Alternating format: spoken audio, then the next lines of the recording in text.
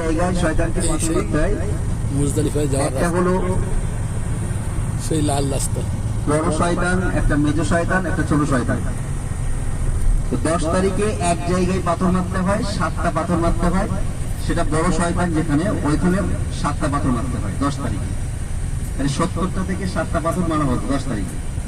11 তারিখ আপনাকে 3 জায়গায় 7টা করে মারতে হবে। প্রথমে ছোট, তারপরে মেজো, তারপরে বড়। 3 জায়গায় 321টা পাথর মারতে হয়। 10 তারিখ 7টা, 11 তারিখ 21টা, 28টা হলো। আর 12 তারিখে আবারও 3 জায়গায় 21টা পাথর মারতে হয়।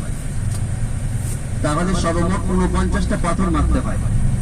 12 তারিখে শয়তানকে পাথর মারার পরে যদি কেউ মিনা থেকে মসজিদে হারামে যেতে চায় তো যেতে পারবে।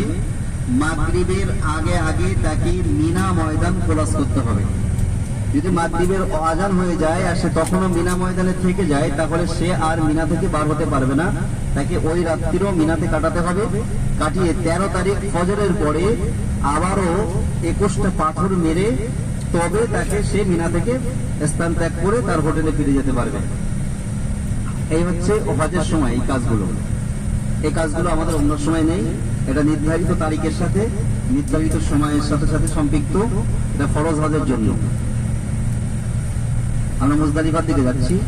মুজদালিফা এখান থেকে 4.1 কিলোমিটার রাস্তা, আর মিনা 8 কিলোমিটার রাস্তা এখান থেকে।